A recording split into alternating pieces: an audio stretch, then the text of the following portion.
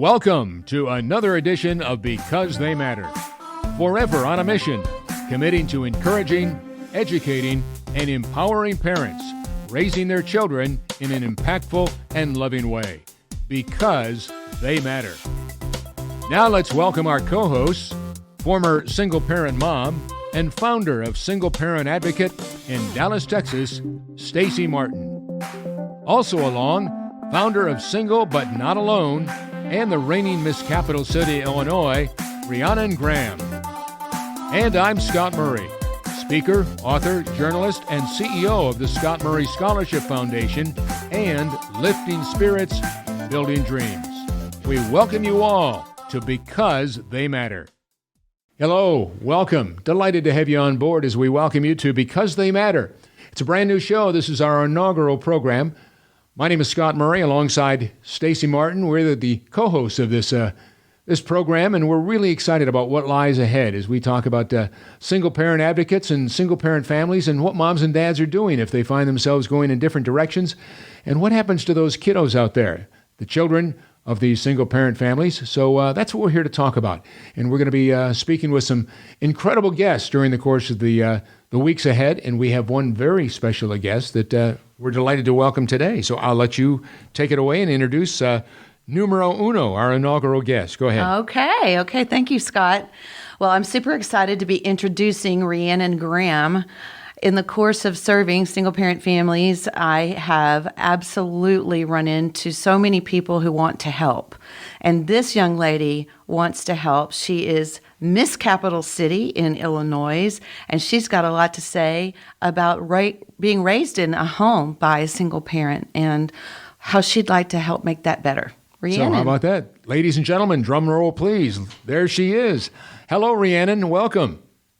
Hello, I am so honored to be here today, and I want to thank you both so much for this opportunity to speak on my experience of growing up in a single-parent household. We searched the entire country for our inaugural program to find out the premier young lady we might talk about, and your name kept coming up. Unbelievable. Well, I'm so honored. Well, we're honored to have you as well. And of course, as you well know, single-parent advocates here in the great state of Texas, and it was Stacy that put this whole scenario together. So she certainly has great respect for you and has told me all about you. And this is the first chance that we're getting to meet. But I'm delighted to welcome you on our behalf. And thank you so much for joining us and just talking about your experience and your history as what it was like growing up in a single parent family. Where do you want to start? Let's talk. Was it mom? Was it dad? Who were you with? And how old were you when this all began? Since the age of 4, I've grown up in a single-parent household led by my mother.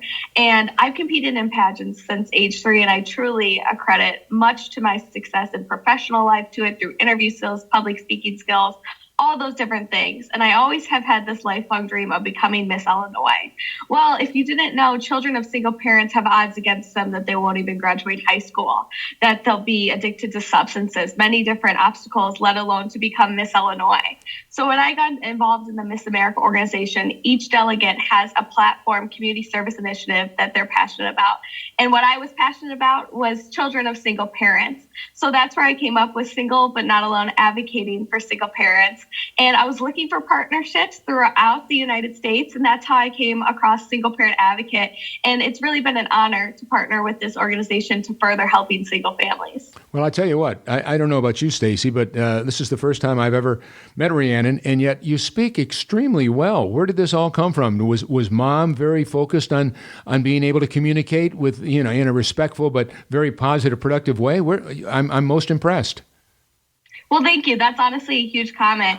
And I have to say, I credit that success to pageantry. The first time I ever got on a stage, my mom tells the story about how she could only understand what I was saying and the audience couldn't understand it at all.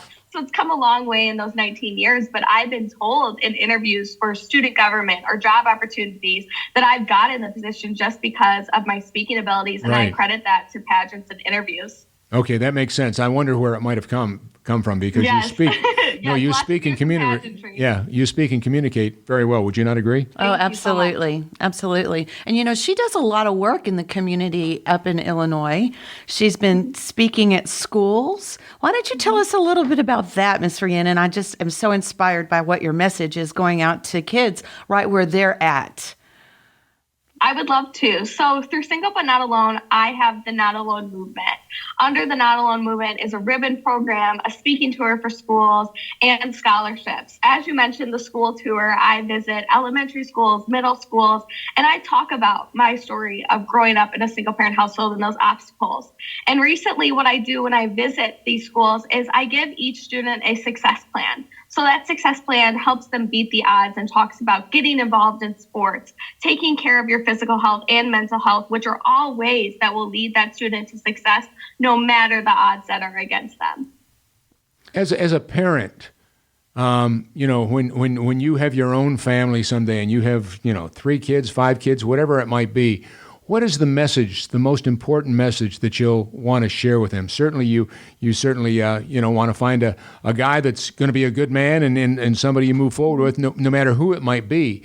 So you can have that not single parent, but you can have that double Right. parent. But somebody that comes from a single parent, what is the advice you might say to the mom or to the dad if the dad happens to be the one that's living with the children? What is the most important thing? Or maybe there are 3 things that come to mind that you can say, it's this, this, and this to move forward because they matter, as we say here in the program.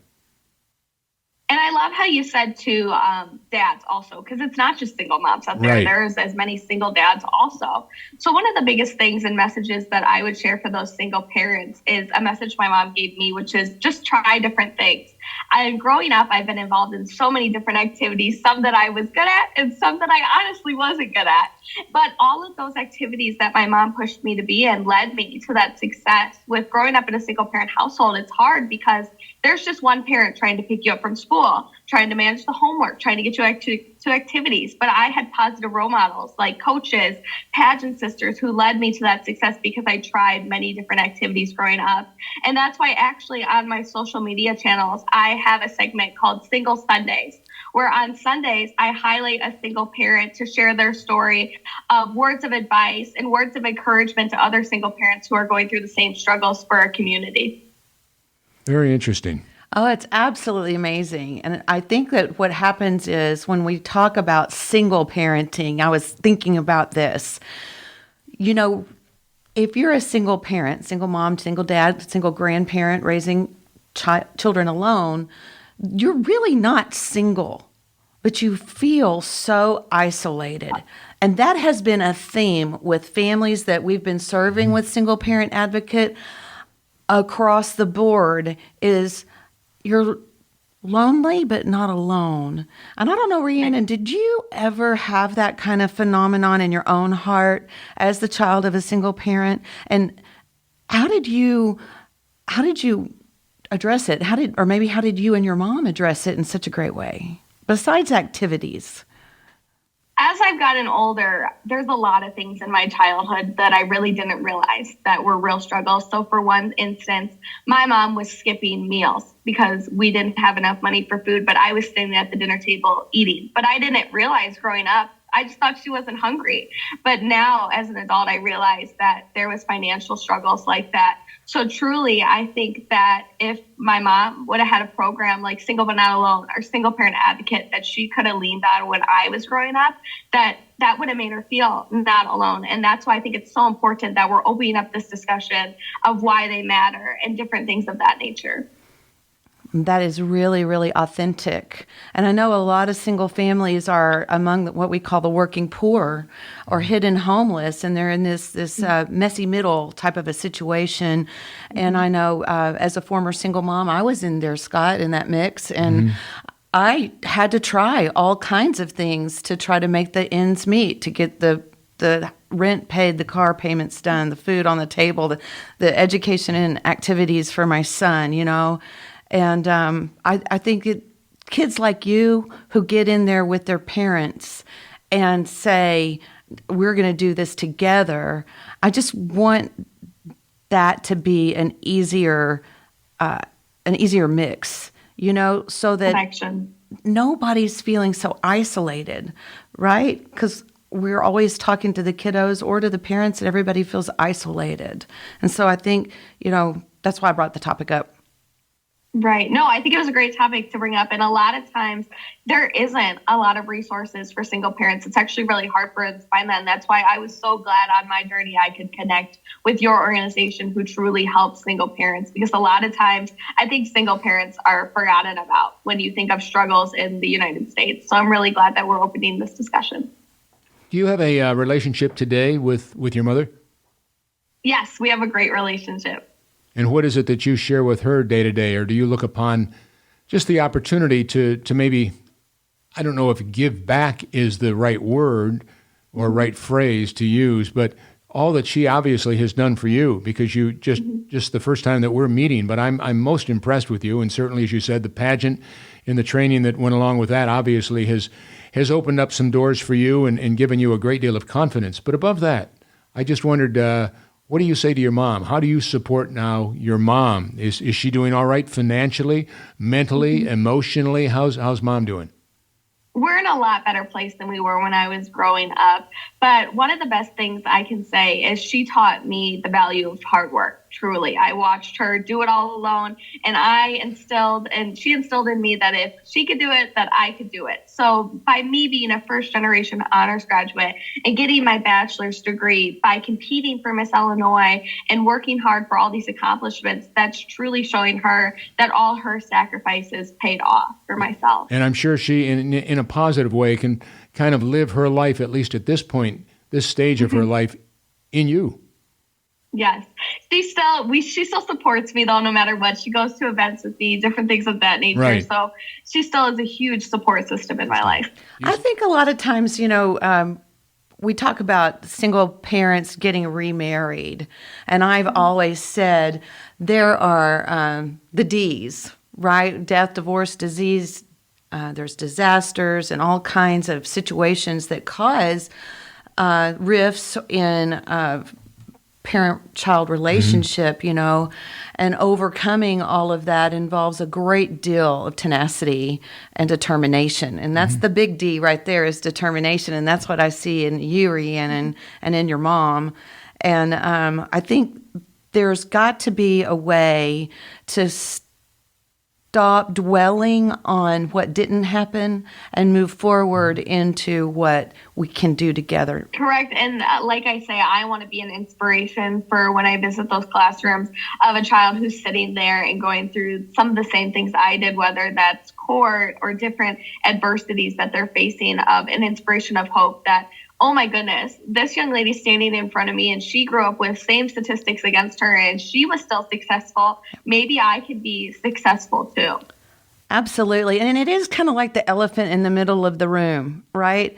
When you're growing up and you're in school and you're the child whose family's going through something, whether it's even a disability situation, you don't want to talk about it. It's very difficult to talk about because of fear of rejection, And so, Rhiannon, I applaud you with that, getting out there and really putting it in the hearts and minds of the children going through it, but also their peers, the ones who don't always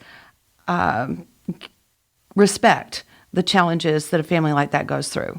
The more we can talk about it, the more we can put it on the table, the more we can address it together as a culture. With that in mind, and what Stacy has just shared with you, what's the closing thoughts that you might give to our audience today? 3 or 4 things that come to mind that you say, you want to always do this or get involved with this, or hey, how about this? Or just anything you might share. You suddenly have all these people that I'm sure are admiring you for what you've shared with us. So what's the message, the takeaway that you'd like to share with them? I want to share that having this title of being Miss Capital City and being a first generation honors graduate, that didn't all happen overnight. It happened with a lot of hard work. So if you're stuck somewhere where you're working hard for something, but you're not seeing that success yet, I want to encourage you today to continue chugging along, because success truly doesn't happen overnight. And I like to say, if the door isn't going to be open for you, you have to find the window sometimes. So I would just like to encourage you to work hard, because hard work truly does pay off in the end. So the name of the program is Because They Matter, but you make it happen because you can. And that's what it's all about, right? Yes. Well, I tell you what, you're my new best friend because you are a rock star personified. When Stacy, I love it. Well, Thank when you so Stacy, much. when Stacy told me about you, I go, okay, I've emceed events with Miss America on many occasions. I did one for years called Taste of the NFL with the National Football League at the Super Bowl every year with Miss America. And I'd meet a new one every year, and they were just very eloquent and very nice and obviously very pretty and attractive. But more importantly, they all were committed, 99% of them committed to making a difference in the lives of those that need it most and in their communities and what have you. And you are right on target, my dear. You're right there. Thank you so much. We can't thank you enough. And I think going off that too, a lot of times when I tell people that I'm in the Miss America organization, they think it's just a pretty girl who waves in a parade and wears a swimsuit. But we got rid of the swimsuit contest, and we have a talent portion where I have a talent routine. I twirl baton. I'm committed to my community service initiative, helping single families. I'm educated and earning scholarship dollars through competing through this organization. So it's a lot more that goes into it. So I'm appreciative that you brought that up. Well, I tell you what, Rhiannon Graham, remember that name, folks. We hope someday that we see you in the Miss America pageant, but more importantly, we hope someday we continue to see you making a difference in the lives of those that, as I said a moment ago, need it most. And in this case, single-parent families, we need those moms and those dads and those children to know they're just as important as anybody else here on the face of the earth.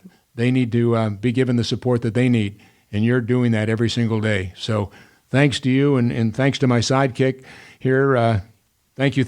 Of course. And all that, she does with single parent advocacy and all that you continue to do. So thank you. You've just been great. Closing thoughts from you, my friend. Closing thoughts for me is, the things that you think don't matter do, and the times when you're alone, you're not. And always be brave and reach out a hand.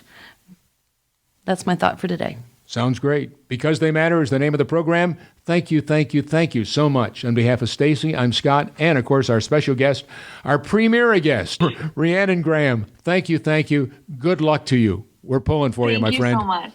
All right. Thank you. Till next time, stay safe, be well, and make a difference in the life of a child that needs it most. Absolutely.